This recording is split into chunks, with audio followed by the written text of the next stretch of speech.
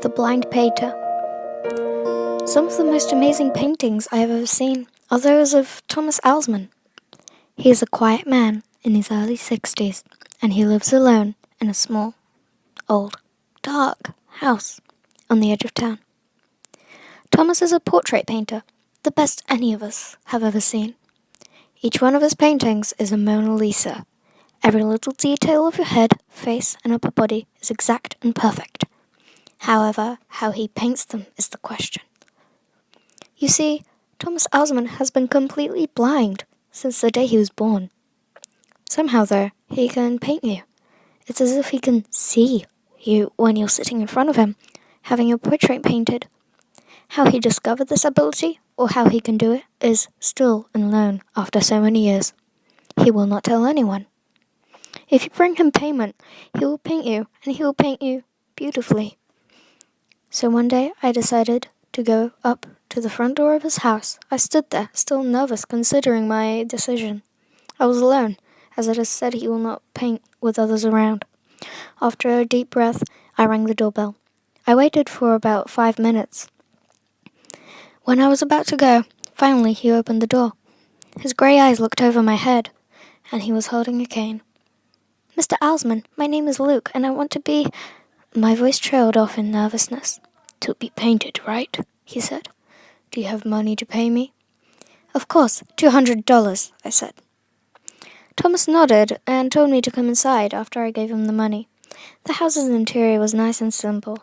I eyed a stack of books on the table. One was opened, and I could see that it was written in Braille. He led me into the back room and told me to sit on a stool. Nothing was in the room except for a chair and canvas, and stool and painting supplies. I sat down, and he sat down behind the canvas.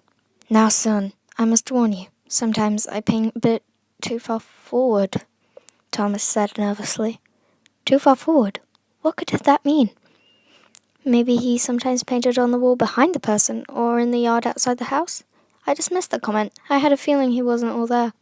He started painting. I sat for what seemed like forever. Neither of us said a word, and not once did Thomas look at me. His eyes were closed the whole time. Perhaps he could see me in some way. Finally, he put his brush down. "It's done," he said. He motioned me to come and see. The painting was me all right, down to the hair of my head. But the state I was in, it was horrible. I was laying on a wooden floor. My throat was sliced open, oozing blood. One of my arms was gone, and I was covered in what looked like stab wounds and bruises and blood. My eyes were glazed over and bloodshot. I was dead. Thomas painted me after I had been brutally murdered. I was even wearing the same outfit I was currently wearing. I stepped back in shock. "Why did you paint this? Why would you paint something so horrible happening to me?" Thomas looked down with a grim face. "I told you, sometimes I paint too far forward." I was confused. "What does that mean?" I asked. He looked back up at me. "Sometimes I paint something that hasn't even happened yet."